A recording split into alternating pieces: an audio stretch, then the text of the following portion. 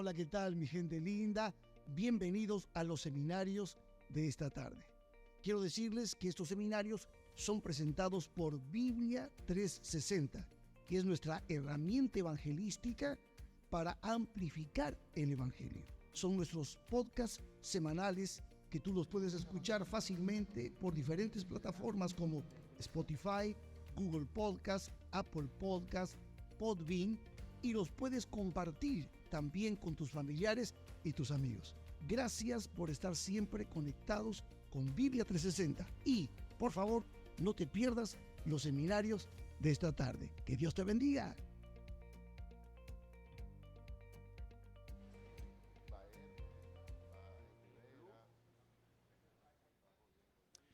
Muy buenas tardes, queridos hermanos y amigos. Hemos estado de fiesta en este fin de semana. ¿Podemos decir que Dios está con nosotros? Gloria al Señor. En esta hora es mi honor poderle presentar al pastor Vladimir Polanco. El pastor y doctor Polanco, él es el director de la revista Prioridades. Es un hombre lleno del poder de Dios. Dios le ha dado sabiduría para instruir, para enseñar la palabra. Así que es una bendición enorme tenerlo aquí en esta tarde. Yo sé que muchos están confundidos con el lugar y la location. Así que si usted puede poner un texto, si usted puede llamar a los que pertenecen a su grupo, llámelo. Dígale que aquí va a ser el seminario con el pastor Polanco. Dios se ha estado manifestando en este campamento. ¿Alguien dice amén? Así que vamos a recibir ahora al doctor Polanco con el seminario de la hora. Dios lo use poderosamente. Adelante, pastor Polanco. Pastor Ronnie, muchas gracias. Hermano, buenas tardes. ¿Ustedes están bien? Amén, qué bueno. Vamos a estudiar un poco un tema que siempre genera inquietud y preocupación entre algunos sectores de nuestra iglesia. Y como no tenemos mucho tiempo, yo solamente voy a usar la Biblia. Probablemente usted ha oído alguna cita de Elena White, alguna declaración por allí que pareciera decir algo distinto a lo que vamos a presentar esta tarde. Pero la creencia fundamental número 1 de la Iglesia Adventista del Séptimo Día dice que nuestra única regla de fe y conducta es la palabra. Por lo tanto, si la palabra es clara, el resto del trabajo es tratar de que lo que Elena de White dijo esté en armonía con la palabra y no por encima de la palabra. Así que yo quisiera que ustedes me den la oportunidad de que abordemos este tema única y exclusivamente a la luz de la Biblia, y luego al final vamos a dejar un espacio para responder alguna pregunta, alguna duda que usted pueda tener, y en esa sección sí vamos a permitir que la luz menor, los escritos de Elena de White, entren y formen parte de la discusión de nuestro tema. Quisiera invitarte a abrir tu Biblia en el libro de Romanos capítulo 8. Romanos capítulo 8. Y quiero que prestemos atención a lo que dice el versículo número 3 de Romanos 8. Romanos capítulo 3, versículo 8. Pablo dice: lo que era imposible ¿para quién? ¿Para quién, hermanos? Para la ley. Por cuanto era débil, ¿por qué? Por la carne, Dios, enviando a su Hijo en semejanza de pecado, en semejanza de carne de pecado, y a causa del pecado, condenó al pecado en la carne para que la justicia de la ley se cumpliera en nosotros. Es un texto que a algunos adventistas nos choca. Pero yo creo que Pablo es muy claro. Dice Pablo que lo que era imposible, ¿para quién, hermanos? Para la ley. Hay algo que la ley no puede hacer. Hay algo para cual la ley no está capacitada.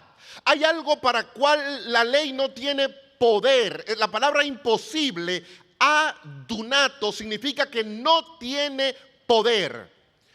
¿Qué es eso que hace que la ley parezca débil?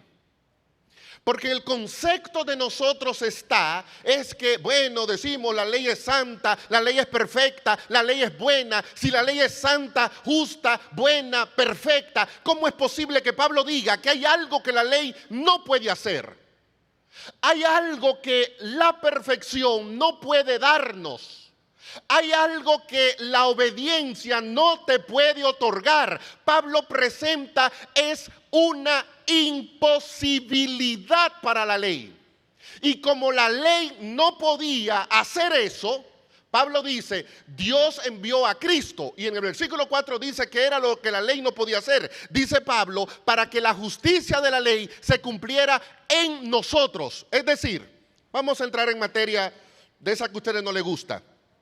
Aquí estoy yo y aquí está la ley.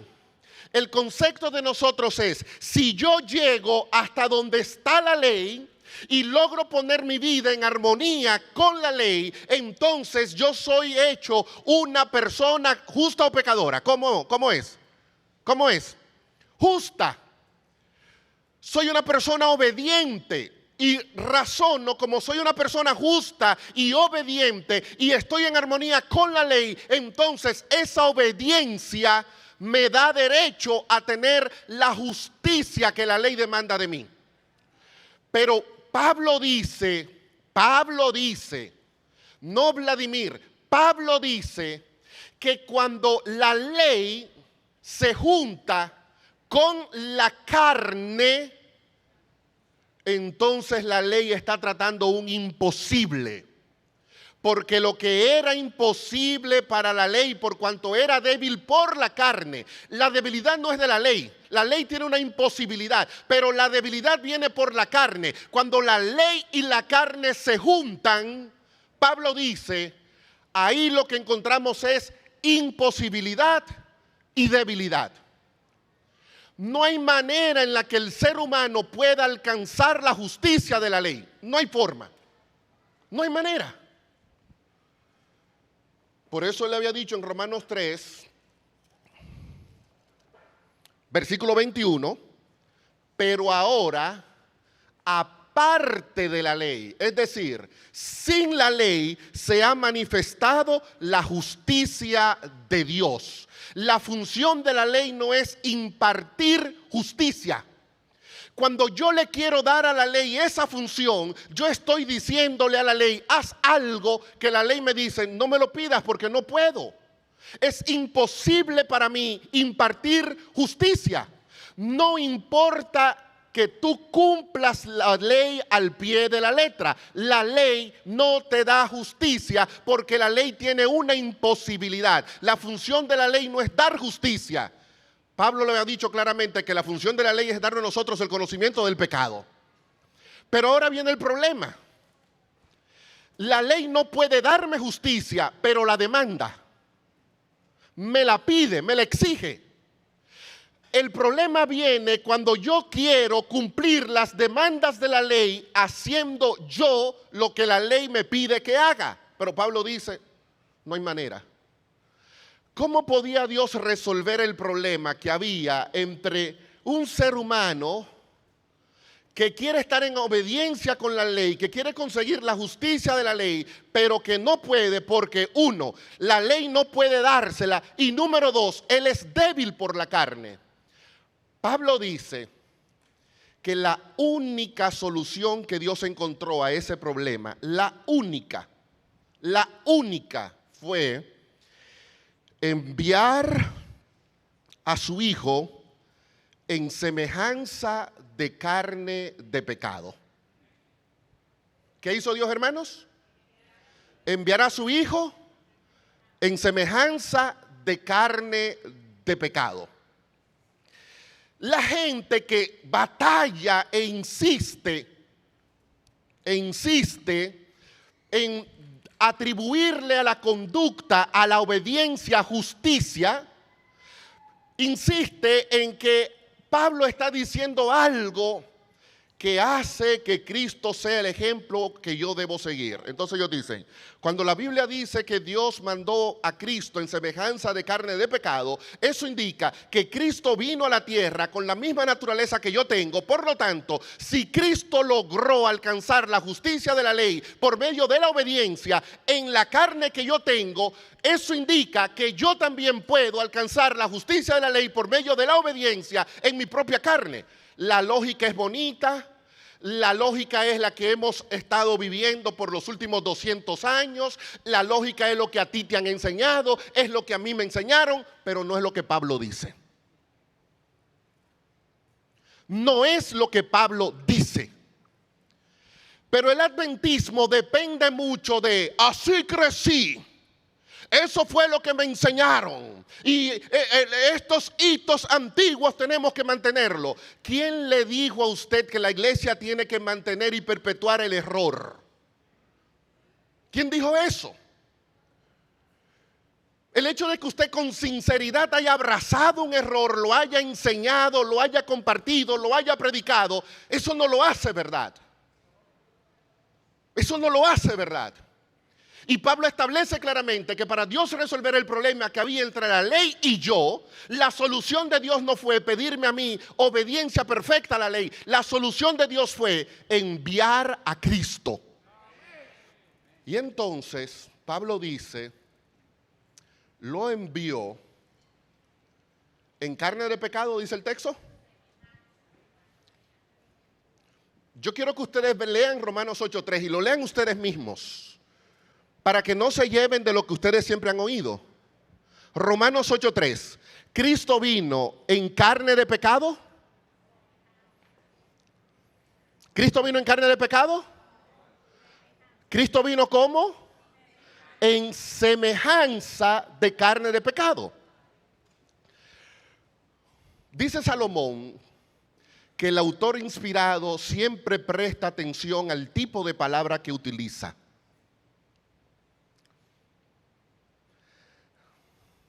Preste atención a lo que yo le estoy diciendo, hermanos.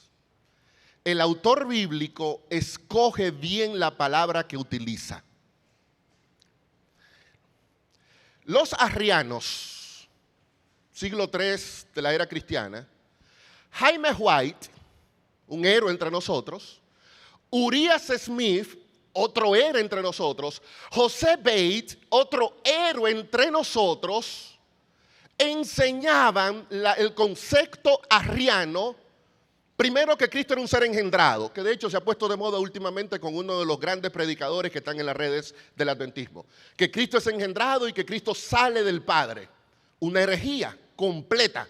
De paso, solamente esos adventistas y la teología católica oficial enseña que Cristo ha sido engendrado. Por eso la doctrina de la Trinidad, desde la perspectiva adventista, de la perspectiva católica, es muy distinta. El adventista no cree que en algún momento hubo una eterna generación del Hijo, como enseñan los teólogos católicos, y como enseñaban los arrianos en el siglo III, y como enseñaron Jaime White, Urias Smith, José Bates y algunos predicadores del siglo XXI. Que ante no tener evidencia en la Biblia de su teoría, el mayor argumento que tienen es, hermanos, miren a los pioneros. Esto era lo que enseñaban los pioneros, pero era una enseñanza falsa, no importa que le enseñaran los pioneros. Hubo un momento en la vida de Ellen G. White donde el pastor, que era muy amigo de ella, que ella tenía un cuadro en su habitación, que yo siempre... No era Daniels, estuvo con ella en Australia. El que escribió La cruz y su sombra, no era Lovejoy. Se me va el nombre, lo voy a recordar en un momento. Él comenzó a decir a los adventistas, no coman cerdo. Levítico 11 prohíbe comer cerdo. Eso es pecado, no hagan eso. Y Elena de White le dijo, venga acá, déjese de estar trayendo ese mensaje divisionista en la iglesia y no ande predicando eso. Porque Elena de White no sabía que comer cerdo estaba prohibido. Porque el profeta no es omnisapiente. Nosotros queremos atribuirle al profeta una característica de Dios. El profeta no es omnisapiente, Elena de White no lo sabía todo. El mismo Daniel recibía una visión y él decía, yo no entiendo lo que estoy viendo, explíquenmelo. Porque el profeta no lo entiende todo. Entonces, hay un momento en el que nuestros pioneros no lo entendían todo. Eran arrianos, comían cerdo, no creían en la organización, no guardaban el sábado de la perspectiva correcta. Su concepto del santuario era equivocado y también su concepto de la naturaleza de Cristo era equivocado. Porque al creer que Cristo era un ser engendrado, entonces decían, si es un ser engendrado, es exactamente como yo. Pero Pablo dice, cuidado. Cristo no era un hombre que vino en carne de pecado. El texto dice que vino, ¿en qué, hermanos? En semejanza de carne de pecado. Veamos algunos textos para que ustedes vean, porque curiosamente, yo le voy a insistir mucho en esto. Yo debí haberme leído por lo menos 70 o 80 comentarios sobre Romanos 8:3. Comentarios adventistas, evangélicos y católicos. Los únicos comentaristas, John Fitzmayer, Hugo Bani, John Sobrino, los tres eminencias de la erudición católica, los tres sostienen que la declaración de Pablo en Romanos 8:3 es que Cristo vino en carne pecaminosa como la tuya y la mía.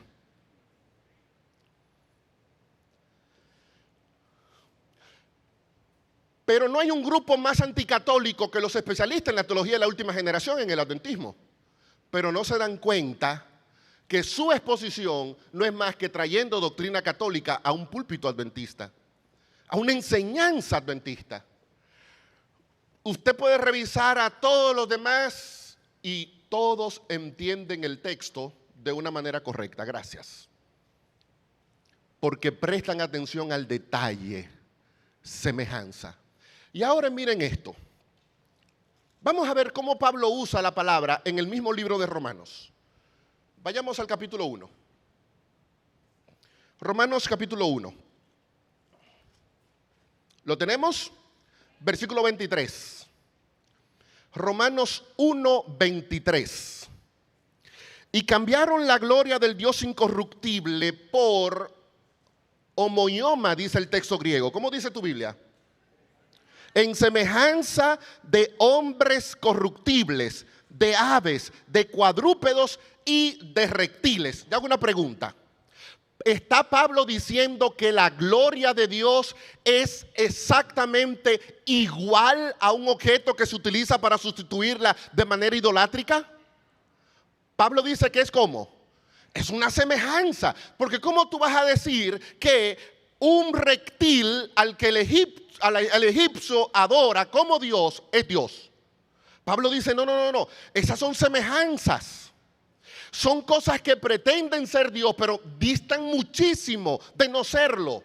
Por eso usa la palabra semejante. Vaya conmigo al capítulo 6 de Romanos.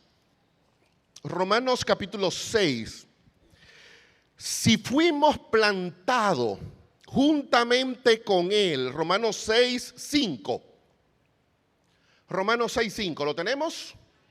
Si fuimos juntamente plantados con Él, ¿cómo dice el texto?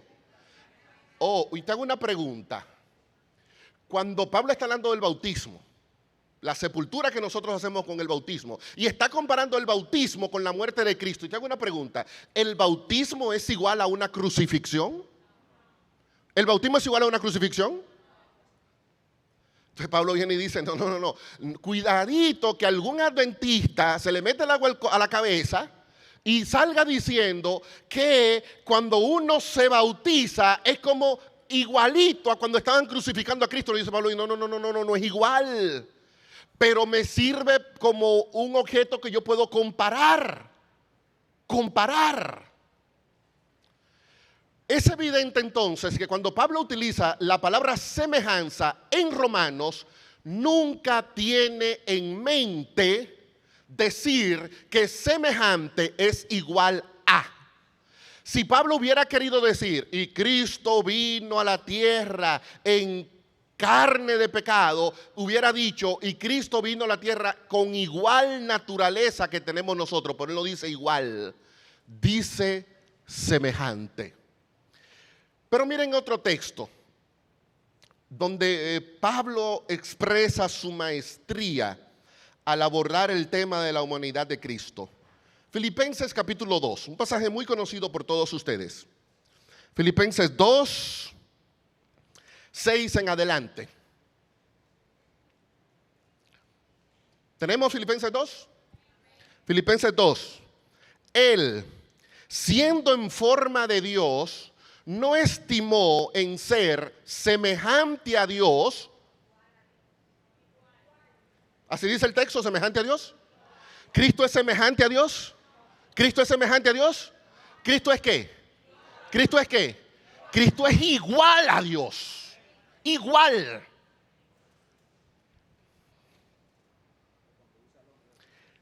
Versículo 7. Pero ese que era igual a Dios se despojó a sí mismo, tomó forma de siervo y se hizo igual a los hombres. ¿Se hizo igual? Oh, Pablo entonces es muy claro. Cristo es igual a Dios, pero es semejante ¿a quién?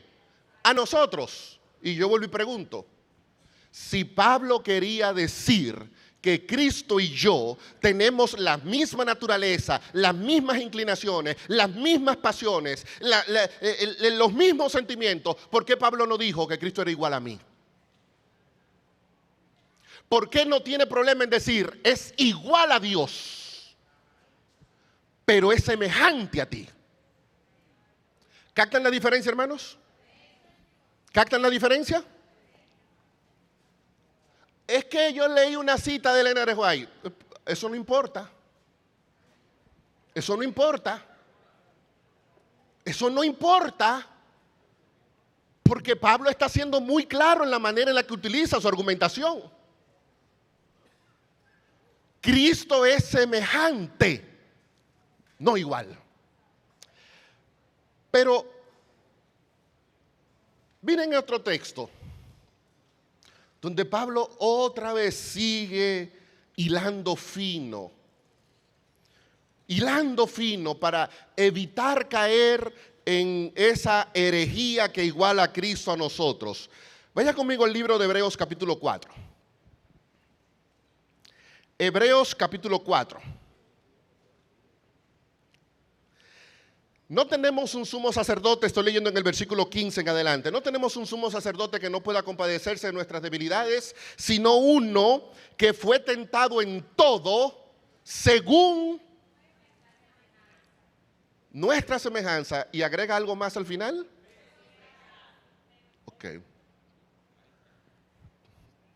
Porque nosotros decimos que Cristo fue tentado en todo.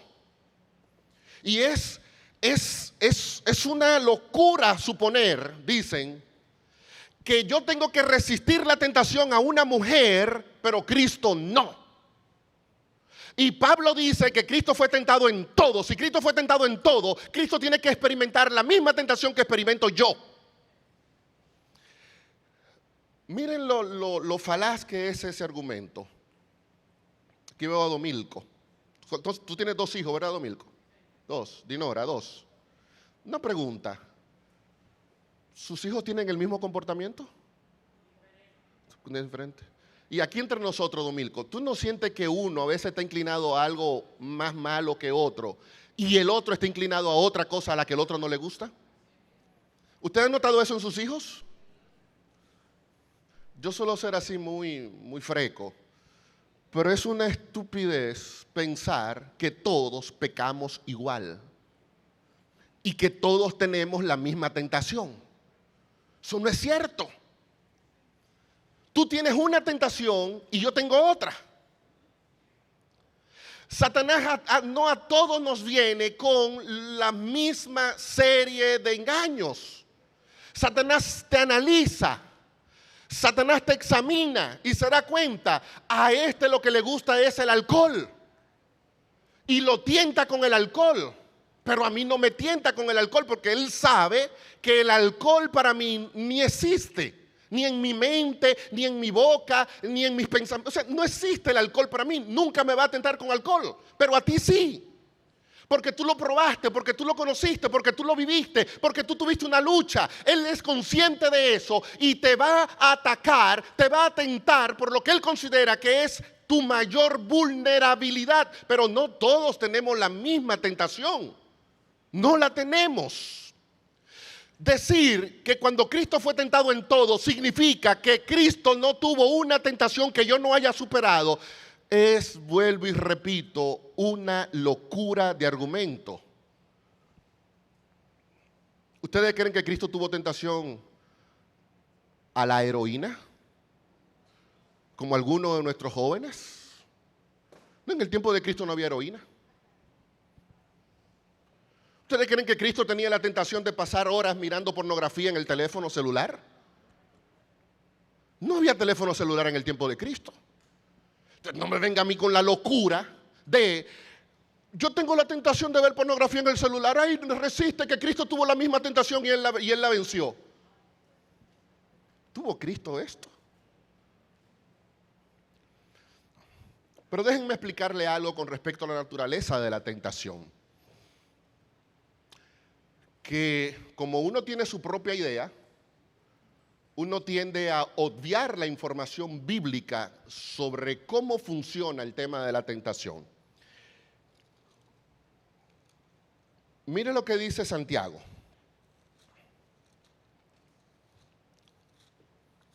Un par de páginas ahí hacia atrás de Hebreos, llega a Santiago 1. Santiago 1 dice lo siguiente. Versículo 13, versículo 13 en adelante. Cuando alguno es tentado, no diga que es tentado por parte de Dios, porque Dios no puede ser tentado. ¿Están leyendo, hermanos?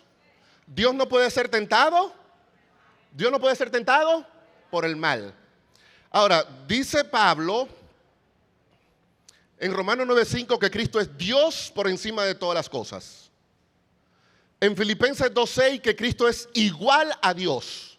En 1 Timoteo 3:16 que Dios se hizo carne. ¿Cristo era qué? ¿Cristo era qué? ¿Cristo era Dios, hermanos? ¿Cristo era Dios? Ok, Dios no puede ser tentado por el mal. ¿Lo leyeron? Pregunto. Entonces usted me va a decir a mí, que Cristo fue tentado a hacer lo malo. Y ahora,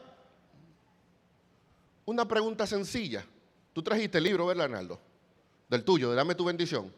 Yo le voy a regalar un libro. Le voy a regalar un libro al que me responde esta pregunta. Mencióneme un caso. Uno. Comience con Mateo 1 y termine con Juan 21. Los 4 evangelios.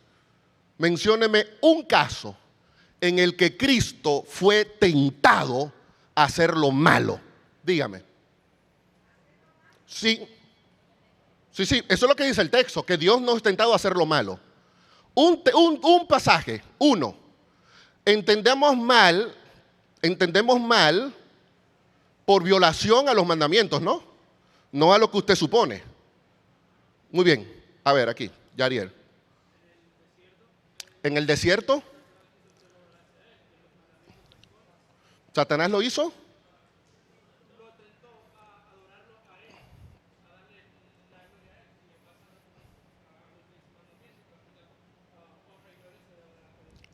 Muy bien. Si postrado te daré los reinos de este mundo. Pero eso era una tentación para el creador del universo.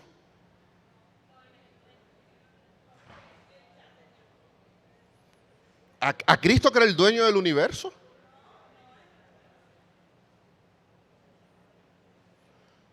¿Alguno de ustedes recuerda algún momento donde Cristo se vio tentado a, tengo que hablar una mentira? ¿Lo recuerdan? ¿Recuerdan ustedes algún momento donde Cristo salió como José, corriendo, porque iba a estar a sola con una mujer y podían... No tengo que salir corriendo porque me tienta la mujer, me tienta, me voy. ¿Ustedes han leído eso? Pero nuestra mente es creativa y nuestra mente se inventa las tentaciones que Cristo venció. Y yo me imagino a Cristo que le traen una bandeja de chicharrón y Cristo, se me agua la boca, pero no puedo comer chicharrón. Y yo me imagino a Cristo en el pozo a las 2 de la tarde, al mediodía con la señora, sola. Cristo, es que no puedo, me voy corriendo porque voy a estar solo con esta mujer y voy a terminar pecando. Nosotros no vemos eso en la Biblia, hermanos. Está en la imaginación suya, mía o de algún predicador, pero en la Biblia eso no está. ¿Por qué? Bueno, porque el texto siguiente dice claramente de Santiago que cada uno, y este texto no le gusta que se lo lean a los últimos generacionistas, porque este texto desafía su concepto de pecado. Porque para el último generacionista tiene una versión muy reducida del pecado y para ellos el pecado es solo un acto. Pecado es yo robarme este celular. Si yo deseo robármelo, pero no me lo robo, no pequé, porque no cometí el acto. Pecado es yo acostarme con una mujer y estar con ella en la cama. Desearle en mi corazón no es pecado, porque para ellos el pecado es un acto. Pero sucede que el discurso más elemental, el más básico, el que un niñito de la iglesia se puede aprender, entiende claramente que la propuesta de Jesús es que el pecado, más que un acto, es una condición interna. Tú no te acuestas con la mujer, pero Jesús dice, ya adulteraste con ella, ¿dónde? En tu mente, porque el pecado no está afuera. Como vemos que el pecado es un elemento externo a nosotros, es muy fácil pararnos frente a Jesús y decirle, ok, todo es un mandamiento, yo lo guardé. Porque es muy fácil ponerle un checkmark a cada uno de ellos.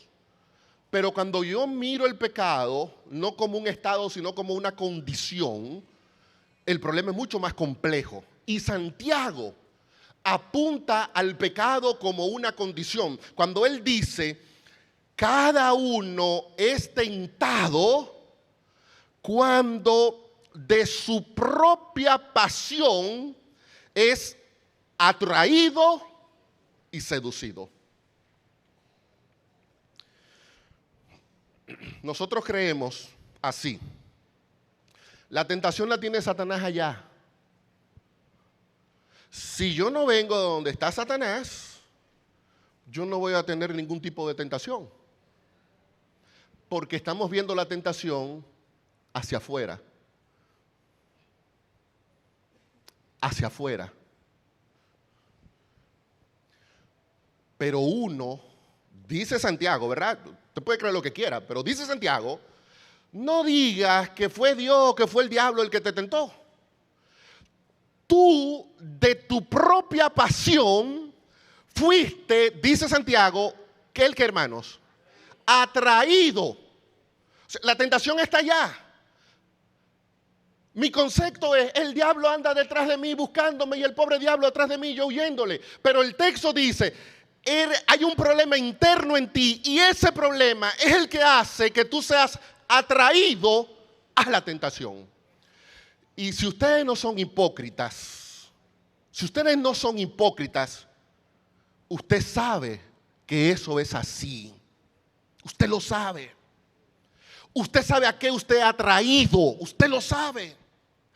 Usted sabe qué es lo que lo seduce a usted. Usted lo sabe. ¿Sabe cuál es tu gran locura? Tu gran locura es, a mí no me seduce comer carne de cerdo. Y entonces cuando tú ves a alguien comiendo carne de cerdo, te rasga la vestidura. ¿Y cómo puede pasar eso así? Y aquello y lo otro. Porque no es a lo que yo me siento atraído y seducido. Pero eso no indica que tú mismo no sabes qué te atrae. ¿Y cuál es tu lucha?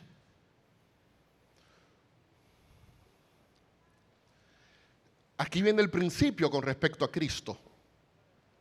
Si la tentación apela a lo que hay dentro de ti, según lo que establece Santiago, cuando yo miro las tentaciones de Jesús, yo me doy cuenta que no se parecen en nada a las mías. En nada. Hermano, y no podemos decir eso porque Jesús fue tentado en todo, igual que nosotros. Le voy a regalar otro libro. Dígame, ¿cuándo usted fue tentado a convertir piedras en pan? Dígame. Pónganlo, como es que dice Arnaldo, pónganlo en las redes, escríbanlo. Yo fui tentado, pónganlo. ¿Usted fue tentado, alguno de ustedes ha sido tentado a convertir piedras en pan?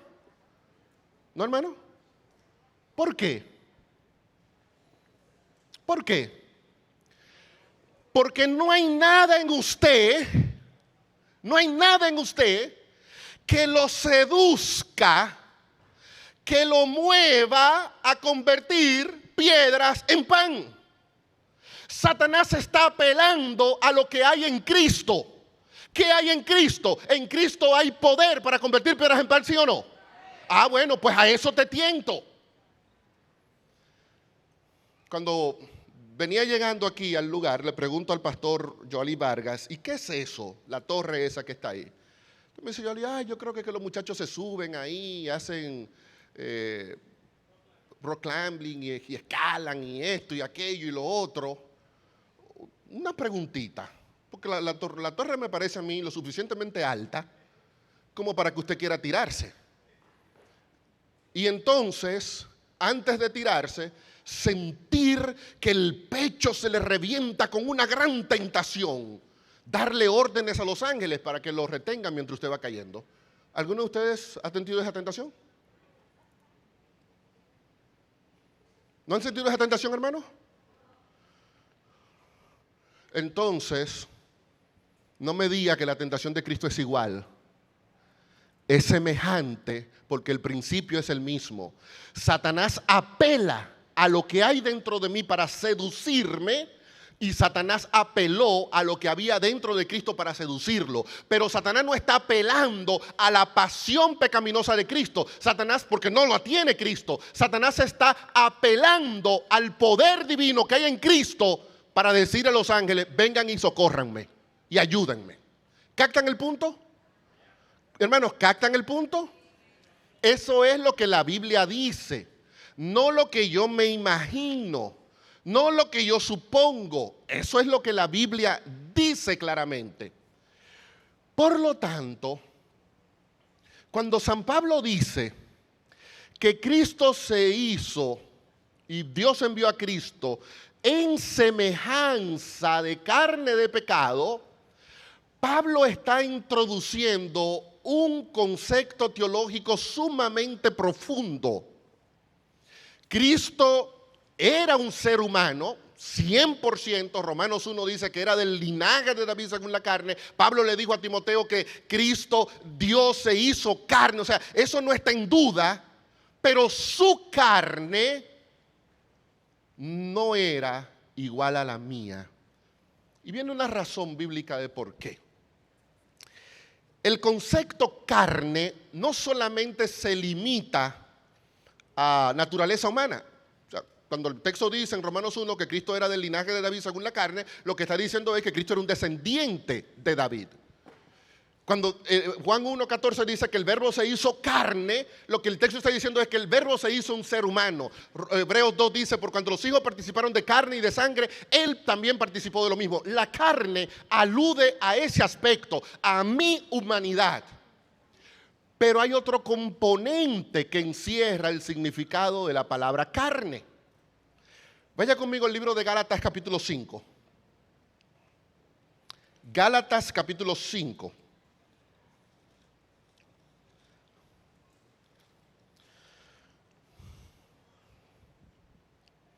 Versículo 19 en adelante. Gálatas 5, 19. ¿Lo tenemos? manifiestas son las obras,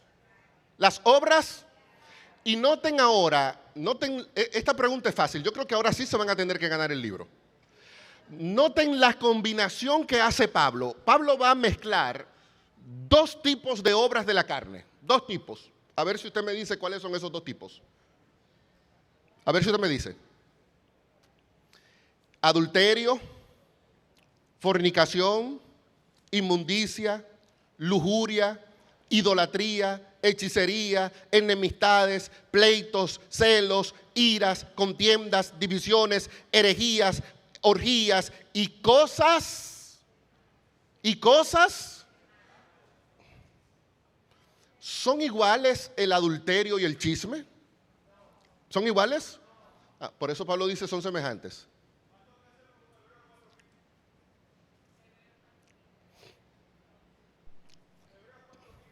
Que fue tentado en todo según nuestra semejanza. Pero tengo media hora explicando ese texto.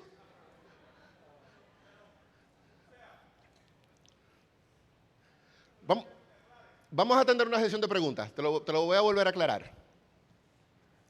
Manifiestas son las obras de la carne. Adulterio.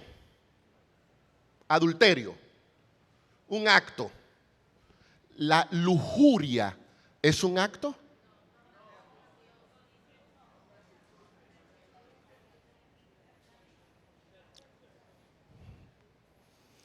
Las contiendas, los pleitos, usted y yo nos fajamos a discutir. Es un acto. ¿Y la envidia? Notan cómo Pablo es cuidadoso y dice, hey, para los que creen que las obras de la carne nada más son los actos que usted puede contabilizar, cuidadito, porque hay una serie de actos que se producen en la carne que no son contabilizados.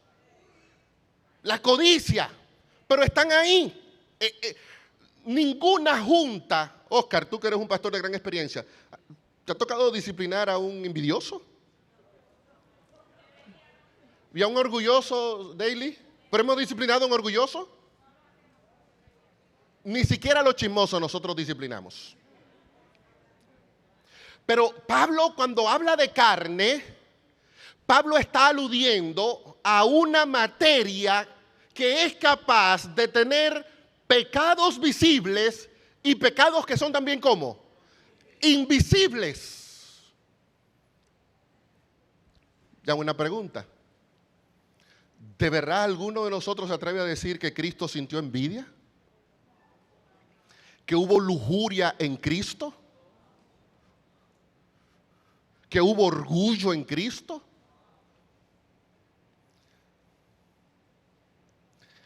Cuando Pablo entonces dice que Cristo vino en semejanza de carne, Pablo quiere que nosotros entendamos, hey, Cristo era un ser humano igual que tú, sí, es cierto. Pero hay aspectos de la carne que son propios de tu naturaleza que tú no puedes atribuir solo a Cristo. Porque tú no puedes decir que Cristo era un ser lujurioso. Tú no puedes decir que Cristo era un ser envidioso. Tú no puedes decir que Cristo era un ser orgulloso, egoísta y todas esas cosas que nadie puede ver, pero que todos sabemos que la tenemos en lo más profundo de nuestro corazón.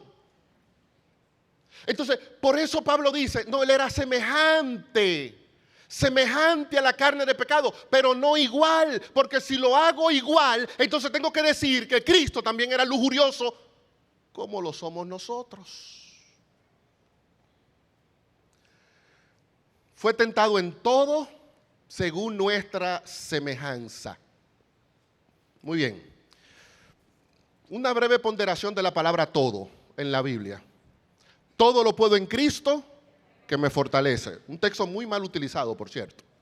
Todo lo puedo en Cristo que me fortalece. ¿Significa eso que bajo esa excusa de que yo todo lo puedo, voy a decidir y me voy a Dominicana nadando? Porque yo todo lo puedo. Ese todo tiene una limitación. Primera de Corintios 10, Primera de Corintios 8, los adventistas cuando estamos dando estudio bíblico, de todo lo que se vende en la carnicería, dice Pablo, compren, de todo, de todo, de todo. Ni siquiera pregunte, de todo. Y los adventistas, óiganme bien cómo venimos los adventistas. Nosotros adventistas decimos, no, es que ese todo tiene una limitación. ¿A qué se limita ese todo? Decimos nosotros. A lo que se puede comer, decimos nosotros. A lo que se puede comer. A lo que dice Levítico 11 y Deuteronomio 14. Si en la carnicería te están ofreciendo ratón, eso queda fuera. Porque el todo de Dios excluye lo que Él te ha dicho ya que tú no puedes comer. O sea, nosotros sabemos que el todo es limitante. Yo no puedo entonces tomar el todo, que Cristo fue tentado en todo, queriendo decir con eso que Cristo tuvo exactamente la misma tentación que tengo yo hoy en el siglo XXI. A los que nos gusta el básquetbol, probablemente anoche tuvimos una gran tentación. Cristo no la tuvo. Cristo no supo lo que es LeBron está jugando. ¿Y qué va a pasar? Cristo no supo lo que es eso. Entonces, ese todo no significa que está hablando cualitativamente de todas las tentaciones que yo experimenté. Por eso el texto agrega, en todo según nuestra semejanza. ¿Y cuál es la semejanza? La semejanza es que toda tentación comienza apelando a lo que hay en ti. Y en ese sentido, Cristo fue tentado como yo. El diablo me tienta apelando a lo que hay en mí. El diablo me tienta apelando a lo que hay en mí. Y el diablo tentó a Cristo apelando a lo que había en Cristo. En mí hay lujuria, pero en Cristo lo que había era poder divino para convertir el agua en vino, para convertir el pan en piedra. O sea, Cristo tenía algo que yo no tengo. Y Satanás lo que hace es tentarte a ti con toda su fuerza en lo que él sabe que tú eres atraído y seducido. Jesús no podía ser seducido a tener relación con una mujer, vuelvo y lo repito, pero podía ser atraído a convertir la piedra en pan porque él tenía el poder para hacerlo. Entonces, el todo según nuestra semejanza está hablando en cuanto a la manera, la estrategia, la forma en la que Satanás ejecuta ese proceso de tentación hacia cada uno de nosotros. Retomemos otra vez el punto. Pablo marca la distancia. No es igual. Pero vino y logró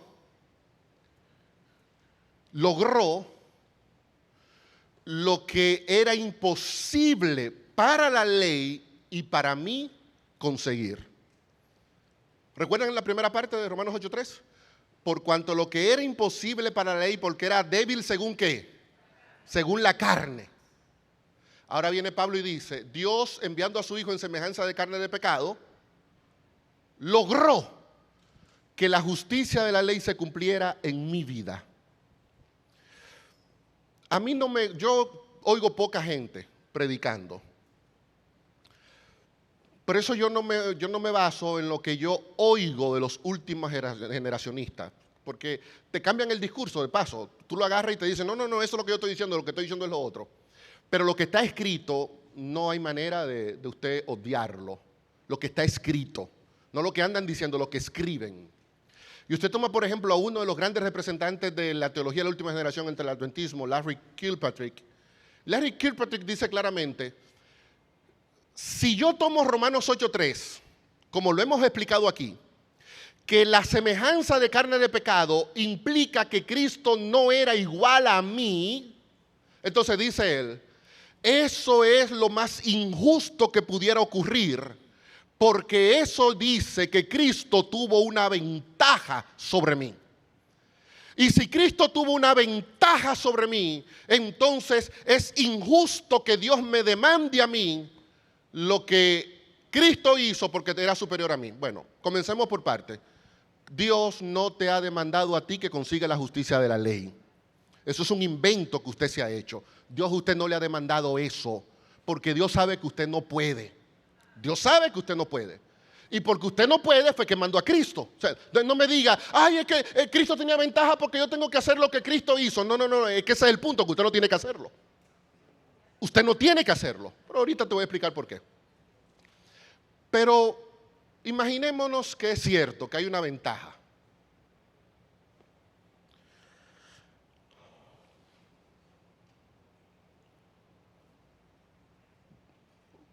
Voy a ilustrarlo con algo que para mí es más conocido. La zona más pobre de Dominicana es la frontera con Haití. Ustedes van al otro extremo, a Punta Cana. Es muy lindo Punta Cana, tiene pedacitos que parece que usted está en Miami, pero no. Si se va al otro extremo, entonces va a ver exactamente lo contrario a lo que ve en Punta Cana. Pobreza, suciedad, enfermedad, poco servicio sanitario, no hay agua potable. Yo viví 4 años de mi niñez en la frontera con Elías Piña. Viene Cristo. Cristo vive en el cielo. Vive en el cielo. Y yo vivo aquí en la tierra. Imagínense que uno de ustedes, ya acostumbrado a 40 años aquí en Estados Unidos, ya no recuerda nada de Cuba, ni de Dominicana, ni de México, ni de El Salvador, que ahora te agarran a ti, y te ponen en la frontera de República Dominicana con Haití. Y te ponen a ti ahí. Y ahí están los dominicanos acostumbrados a tomarse el agua de la llave sin filtro. Y ahora te toca a ti tomarte el agua de la llave sin filtro.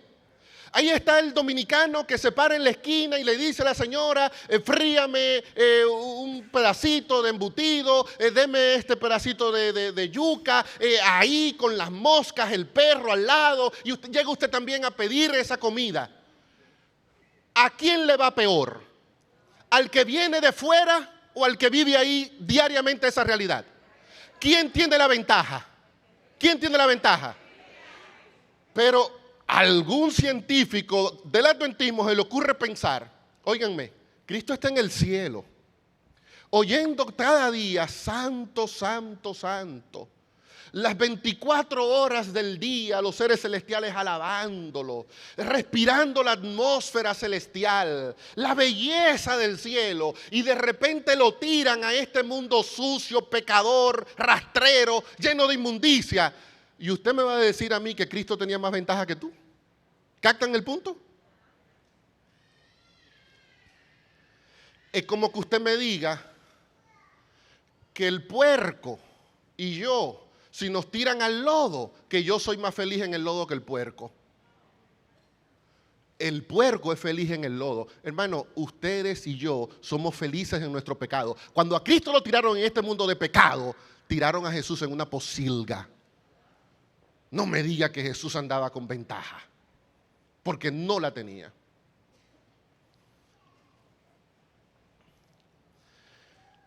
Por eso, Cristo entonces finalmente logra algo interesante. Logra cumplir la ley.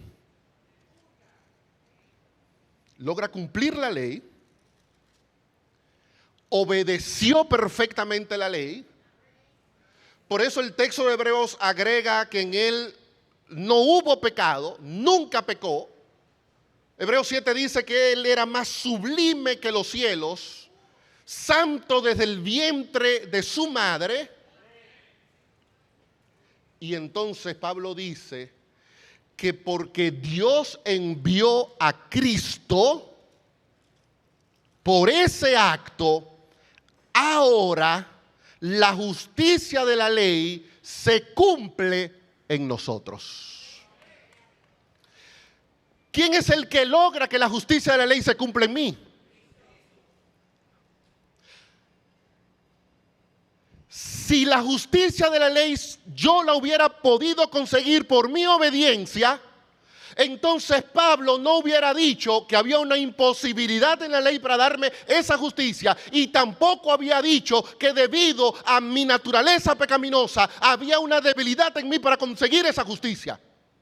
Pero si ni mi naturaleza pecaminosa me permitía conseguirla y la ley no me la daba, porque la función de la ley no es dar justicia, entonces Dios encontró la manera para que el pecador recibiera la justicia de la ley, y esa manera fue la obediencia de Cristo. No es la mía. No es la mía. No es la mía. Yo sé que eso te está dando duro, te está chocando. Sí, es cierto, porque es que el adventista tiene 200 años enseñando una religión legalista, totalmente legalista. Hemos querido hacer tanto énfasis en lo que nos diferencia, que hemos caído en una herejía con lo que respecta a la salvación, atribuyéndole a la ley una función que Dios nunca le dio.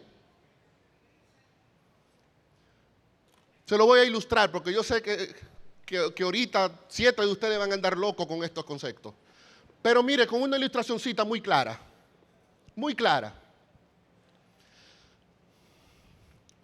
El pueblo de Dios recibió la ley antes de salir de Egipto o después de salir de Egipto.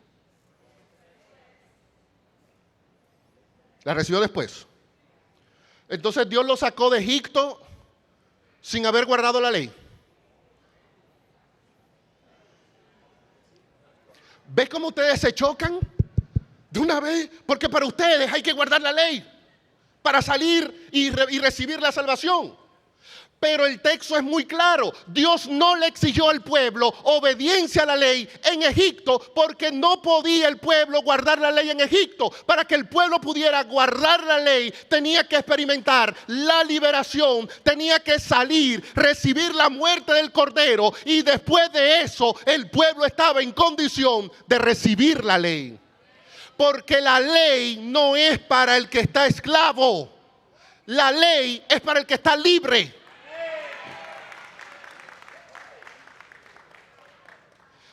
Yo no obedezco para ser libre. Yo obedezco porque ya Dios me liberó. Yo obedezco porque ya Cristo me dio a mí lo que yo no podía conseguir, la justicia de la ley, y me la dio sobre la base de sus méritos, no sobre la base de los míos. Miren cómo lo cierra Romanos 5. Te lo voy a decir de nuevo ahora con la Biblia.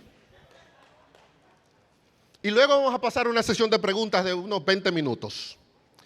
Romanos 5. Romanos 5. Uno de los ejes clave de la teología de la última generación. Vuelvo y repito, yo no sé lo que dicen los predicadores.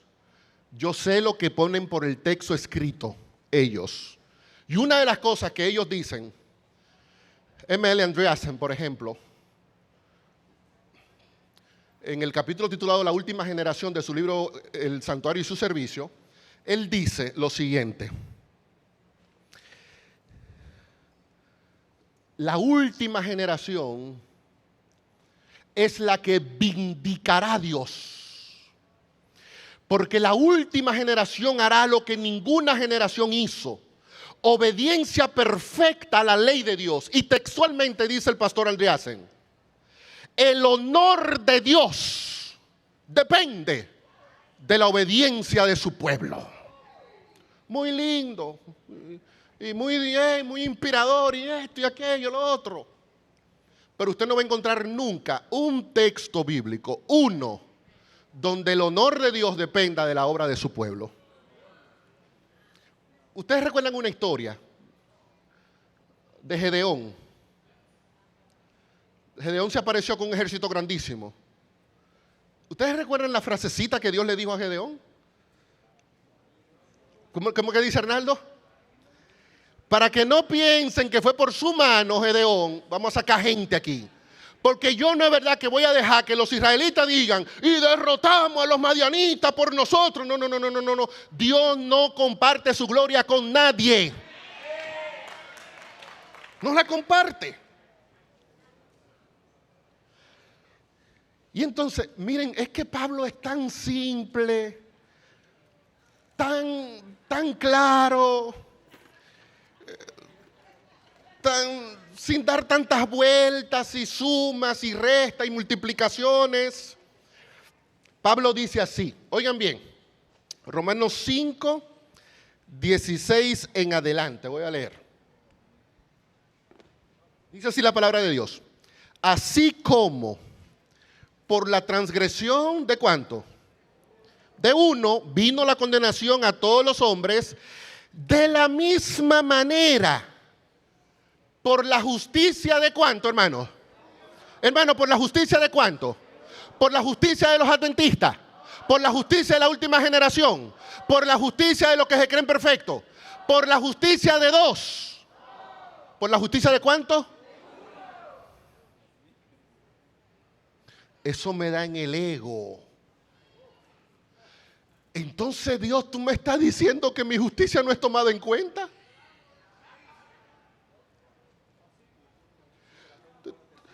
Tú me estás diciendo, Señor, que mi obediencia. Y tú sabes la cosa que yo he dejado, Señor. Y ahora tú me dices a mí que no es por mi justicia.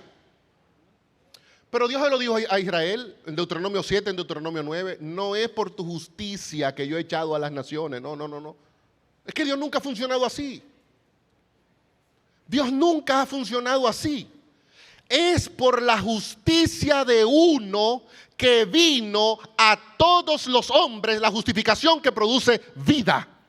Y más adelante en el versículo siguiente dice, así como por la desobediencia de un hombre vino, los muchos fueron constituidos pecadores, así también por la obediencia de uno, los muchos serán constituidos justos. ¿Por qué obediencia yo logro conseguir la justicia que me da la ley? ¿Por qué obediencia? ¿Por la mía? ¿Por la mía? Pablo dice, ¿verdad?, que es por la de Cristo. Bueno, pero es que yo leí una cita de mensajes selectos que dice que es por mi justicia. No, usted está leyendo mal. Usted está leyendo mal. Porque no puede contradecir a lo que dice el texto bíblico. Y si hay alguna declaración que contradice el texto bíblico, entonces ya usted sabe cuál es la que tiene que dejar fuera. ¿La de la Biblia o la de la otra?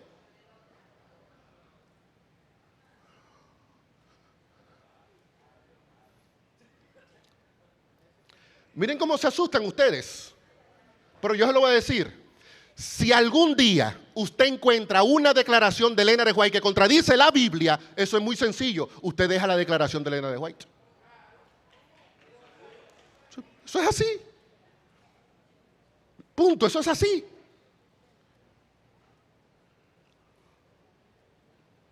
Pero Pablo es muy claro.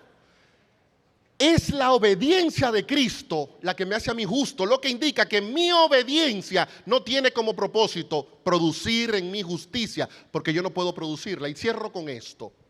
Si la justicia es un atributo divino, si la santidad es un atributo divino, eso indica que de la única manera en la que el ser humano puede participar de la justicia y de la santidad es si Dios decide compartir ese atributo con nosotros. Pero José Bate decía, en uno de esos episodios heréticos que se le metían al pastor Bate, él decía, la observancia del sábado santifica el alma. Pero es que el sábado no tiene santidad inherente. El sábado no es santo. Dios le dio santidad al sábado. El sábado no comparte santidad con nadie porque el sábado no tiene santidad.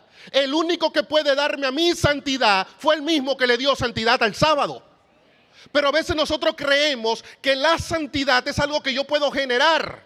Creemos que la justicia es algo que yo puedo generar. Creemos que la perfección es algo que yo puedo generar y no. De hecho, el pecado comenzó en seres santos, justos y perfectos. El argumento de, claro, Jesús tenía más ventaja que yo. No, eso no es un argumento. Porque Satanás era el sello de la perfección y pecó. Adán y Eva eran buenos y buenos en gran manera y pecaron. lo que indica que atribuirse perfección no significa que usted no puede pecar. La perfección bíblica nunca está vinculada a la impecabilidad. La perfección bíblica no es sinónimo de impecabilidad. El perfecto puede pecar, y si no, pregúntenle a Satanás, que era el sello de la perfección. ¿Entendieron, hermanos? Cierro con esto y paso a la sesión de preguntas. Hay algo imposible para la ley: darme justicia. No puede dármela, porque cuando la ley me mira a mí, la ley dice: pero tú me transgrediste, entonces a ti lo que te toca es dar que yo te mate. No me pidas justicia, yo tengo que matarte. Entonces, la ley no puede darme justicia. Mi obediencia a la ley no me atribuye justicia, porque la ley no es su función dar justicia. Por eso Pablo dice: hay algo que era imposible para la ley, darle justicia al ser humano. Número 2, Pablo dice que el otro problema es que mi carne es débil. Mi carne no puede estar en armonía con la ley, porque el conflicto mío se traduce en actos y en pensamientos. Así que si llegara un punto en el que yo puedo decirle a la ley: ya yo te cumplo, la ley viene y me dice: sí, pero tu obediencia presente no puede perdonarte ni librarte de los pecados pasados. No puedo. Entonces viene Dios y dice: resolvamos ese problema. Que vaya Cristo a la tierra, que Cristo cumpla perfectamente la obediencia de la ley, que Cristo derrote al pecado en todas sus formas, y que ahora la justicia y la victoria de Cristo se le atribuyan por la fe a mi pueblo. Y ahora mi pueblo tiene la justicia que consiguió no sobre la base de su conducta, sino sobre la base de la fe en Cristo Jesús. Como dice Efesios capítulo 2, por gracia sois salvos, y esto no es de vosotros, es don de Dios, para que nadie se gloríe.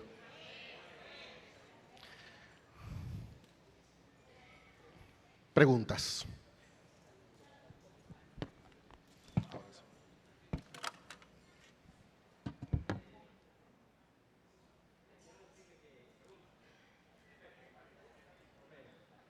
Bastante de acuerdo con casi todo lo que usted dice. Pero lo que estamos en diferencia no importa. Lo que hay que exaltar, como dice el pastor, en lo que estamos de acuerdo. Y estoy bastante de acuerdo con todas esas cosas. Pero yo me considero, y me voy a tirar en el medio de todo, yo soy un poquito con la idea de la última generación. Y como usted no escucha a los predicadores, yo le voy a decir el concepto esencial de la última generación, porque yo me leí el libro hace muchos años, yo leí el libro.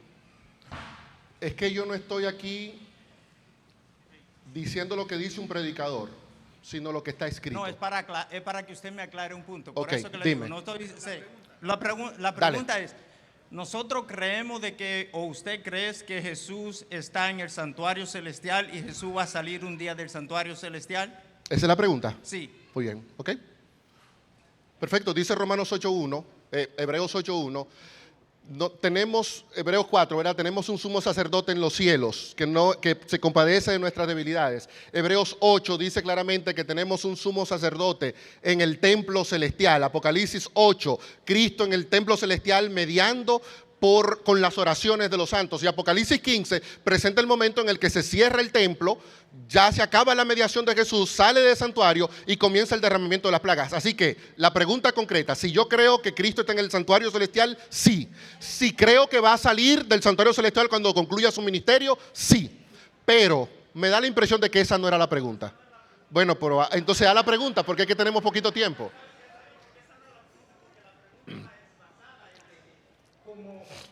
La esencia de la última generación es, porque le digo que yo tengo un poco Sí. esa tendencia, Dale. es de que creemos en el perfeccionalismo. Ajá. Y la razón por la cual creemos en el perfeccionalismo es porque creemos de que Jesús un día va a salir del santuario celestial y por ende tenemos que vivir un tiempo libre de pecado, no por nuestra justicia, sino por la justicia de Cristo, Ok. por lo que usted predicó. Muy bien. Porque estoy de acuerdo 100% con Ahora, eso. ahora voy, porque ese no fue el tema mío, no era la perfección. Pero bien, la Biblia sí habla de una perfección, no de perfeccionismo.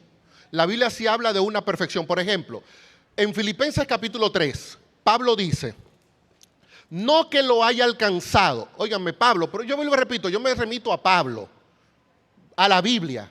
Yo en este tipo de cosas no me voy a otra fuente. La Biblia. No que lo haya alcanzado, Filipenses 3, 13 en adelante, 12 en adelante. No que lo haya alcanzado ni que yo sea perfecto, pero prosigo a la meta. Y luego al final dice, y nosotros, los que somos perfectos. Entonces, Pablo tiene un concepto muy distinto al absolutismo de la última generación. Porque para Pablo la perfección no es un punto, la perfección es un viaje. No es que yo sea perfecto ni que lo haya alcanzado, pero prosigo. ¿Cuál es el punto de la última generación? El punto es este. Cuando pasan 4 o 5 años,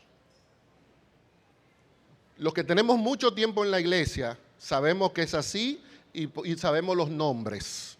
Pero cuando pasan 4 o 5 años, nos damos cuenta que ese predicador era un súper delincuente.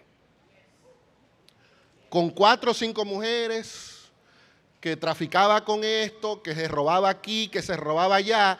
Y mientras él robaba y se daba la vida, venía y se paraba en un púlpito. Hermanos, hay que ser perfecto. Y no se puede pecar. Yo tengo que decidir a quién le creo. ¿A ese tipo? ¿O le voy a creer a Pablo que dice, bueno, yo Pablo, yo, que es más grande que cualquiera de los que estamos. Más nada lo que tú, Arnaldo. Más nada lo que Arnaldo. ¿No? Pablo dice, no es que ya lo alcancé ni que yo sea perfecto, pero sigo avanzando. Ahora, miren esto, hermanos. Analízate a ti mismo, analízate a ti mismo. No permita que sea el otro el que te imponga tu religión. Analízate a ti mismo. Comenzaste tu experiencia cristiana hace 15 años atrás, 10 años atrás, 5 años atrás. ¿Tú recuerdas dónde la comenzaste? ¿Tú la recuerdas? ¿Tú la recuerdas cómo tú comías? ¿Tú la recuerdas cómo tú comías? Pero ahora tú dices, ¿sigo comiendo igual o mejoré? Por lo menos el cerdo, ¿verdad? Y el cangrejo y eso quedó ¿dónde? Quedó atrás. Antes yo vivía todos los sábados en la noche en una discoteca. Hoy sábado en la noche voy a ir a jugar fútbol y avancé. Antes yo tenía 3 mujeres, ahora solamente tengo una. Avancé. Tengo una. Avancé. Antes yo era muy sucio en los negocios, pero ya avancé. Ahora, tú miras hacia atrás, ¿avanzaste o no avanzaste? Y te hago una pregunta, ¿pero no sigues batallando con otras cosas? Porque que el diablo, y tú crees que el diablo va a decir, oh, ya venciste el alcohol, ay, te voy a dejar tranquilo, ya. No tengo que buscar otra cosa para molestarte. Entonces, por eso Pablo dice, no es que lo haya alcanzado ni que lo sea, pero yo estoy avanzando. Yo estoy avanzando.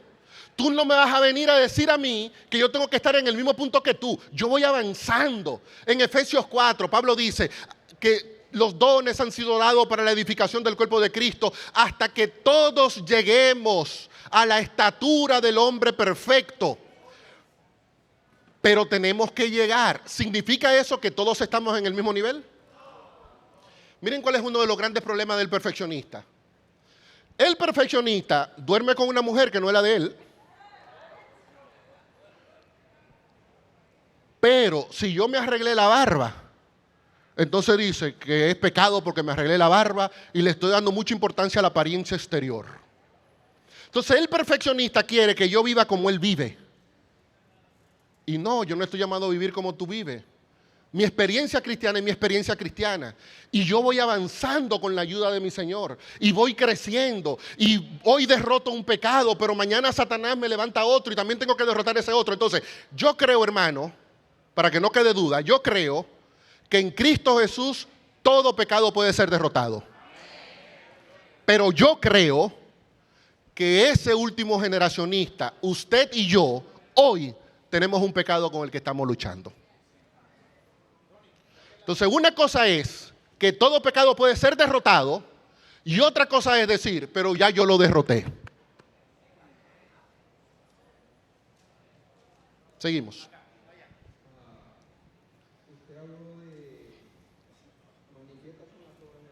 Sí. Pero habla del Espíritu. Y ahí dice que si vivimos por el Espíritu, se dice que, pero los que son de Cristo han crucificado la carne con sus pasiones y deseos. Entonces, si la carne demanda, el Espíritu produce. Usted dijo que nosotros no podemos producir justicia. Sí. Pero el Espíritu me dice a mí que yo puedo producir amor. El texto no dice eso. Mira cómo dice el texto. Sí. El fruto del Espíritu es amor. Entonces, ¿quién es el que produce el fruto? El Espíritu. Ok. Pero en mí. Sí, pero es el Espíritu que lo produce. Ok. No tú. Ok. Tú no eres capaz de producir nada. Pero el Espíritu me ayuda a el que Espíritu, a que produce, el Espíritu lo produce en mí. Exacto. Ok. Entonces yo crucifico la carne. Ahora, el Espíritu. El Espíritu. Ok. El Espíritu. Ahora otra cosa. Usted también habló de Jesús que pecó. No, que no pecó. Que no pecó, ok. Sí. Pero Jesús se cansaba. Correcto. Jesús sentía sueño. Correcto. Jesús tenía hambre. Correcto. Jesús se enojaba. Entonces, usted me podría explicar, porque quizás la gente se confunde en las debilidades esas de Jesús, correcto, que son de nobles. Perfecto. Y el pecado en sí. Quizás de pronto la gente piensa porque Jesús se cansaba era pecado. Exactamente. Porque quizás de esas cosas. ¿Usted me podía explicar un poco Usted más? ha dicho algo sumamente interesante. Porque el texto dice que Cristo vino en carne. Cristo vino en carne, lo que indica que hay aspectos de la naturaleza humana que Cristo tenía, y usted muy bien lo menciona, se cansaba, se agotaba, le daba hambre, tenía sueño, lloraba, se entristecía, tenía angustia, le entraba ansiedad, pero en ese tipo de acciones no se le atribuye pecado. Yo cansarme no es pecado, yo estar angustiado no es un pecado. Yo llorar no es un pecado. Entonces Cristo recibió lo que se denomina las debilidades inocentes de la entrada del pecado a la tierra. Eso tenía Cristo. Eso tenía Cristo. Pero propensiones al pecado no. Bueno, una pregunta, hermano, antes de la pregunta del pastor Amich. ¿Ustedes necesitarían un par de citas del Espíritu de Profecía para que se le complete esa idea? ¿O con la Biblia fue suficiente? Dale. Préstame la computadora, Arnaldo, por favor. Dale, pastor. No, está en el otro, Sí, yo sé que ustedes son así, el adventista es así. La Biblia se lo dice, pero tiene que decírselo a Elena White para después creerlo. Dale, pastor. Solamente quería mencionar de que el hermano mencionaba de que llega un momento en que ya no hay más intercesión por el pecado. Pero antes que termine la intercesión, según Apocalipsis 22, menciona claramente que el que es justo siga siendo justo y el malo sigue siendo malo. Por lo tanto, cuando eso termine, no importa el tiempo que pase hasta que Jesús venga, que no está dicho en ninguna parte, el que está justo sigue justo. Si ha pecado o no ha pecado, ya ha sido justo. No hay vuelta atrás a ese aspecto. Apocalipsis 22:11. No tengo que preocuparme qué va a pasar en ese momento si yo ya he sido declarado justo en ese momento. Perfecto, muy bien. ¿Pregunta? Sí, hay una. Ok. Buenas tardes. No es una pregunta como tal. Y con esto no estoy diciendo que lo que se está predicando está mal. Simplemente una pequeña observación. Pienso yo, cuando usted toma un punto de valoración a la hora de decir, de comparar el avance del cristianismo, y mencionas varias cosas, que si ya no como la carne de cerdo, que si ya no voy a la discoteca, pienso yo que hay un punto muy importante que a nosotros como adventistas nos debiera identificar más que todo eso. Ajá. Y pienso yo que es el amor a los propios hermanos, el llevarnos bien la unidad, prosiguiendo el tema del pastor Arnaldo esta mañana, porque usted pregunta por ahí, los adventistas, y lo primero que dicen, ¿qué es lo que es?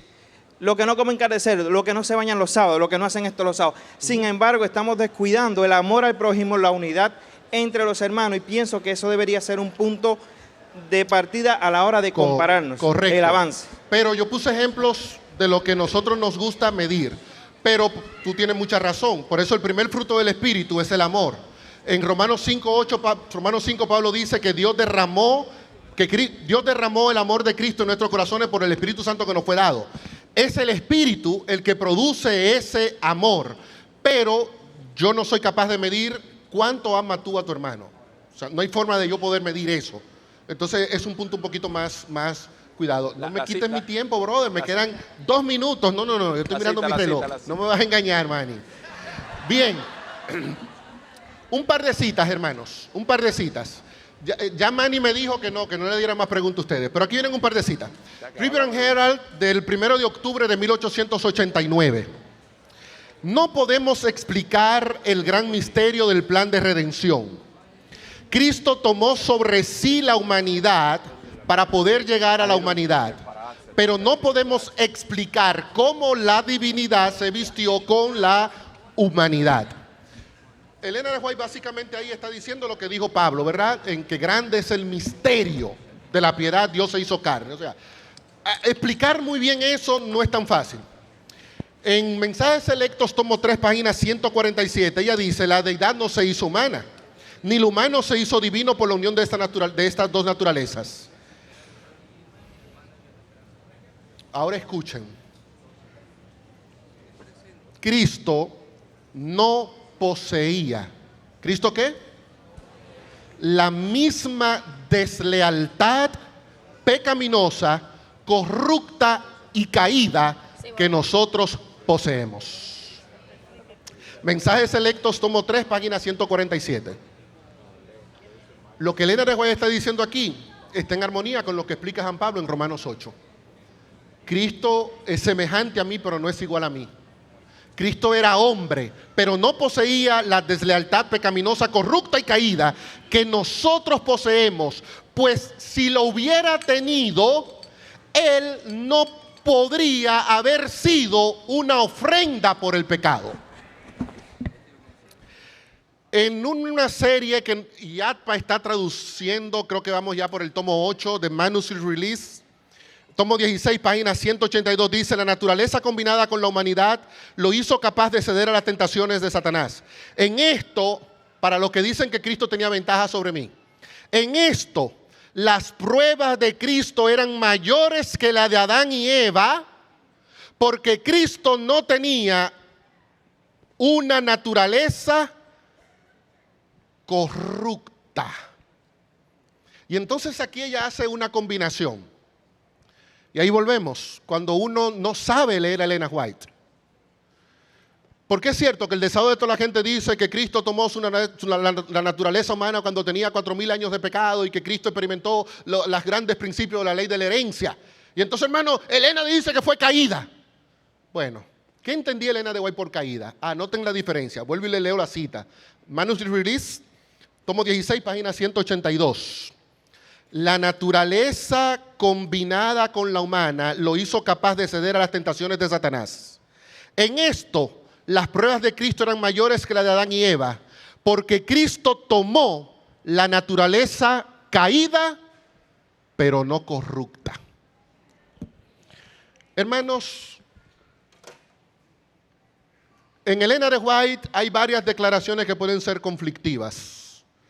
Pero la Biblia no deja lugar a dudas con respecto a quién era Jesús en términos humanos. El texto más famoso de la Biblia, Juan 3:16, dice, de tal manera amó Dios al mundo que entregó a su Hijo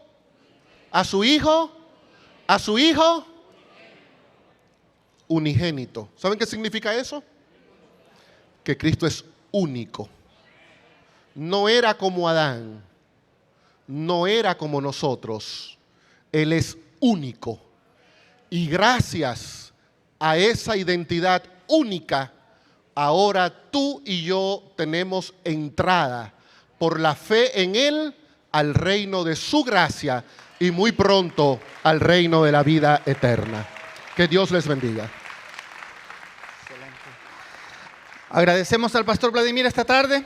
Gloria a Dios, gloria a Dios. Nos ponemos de pie y oramos para despedir este segmento. Vamos a orar. Oramos.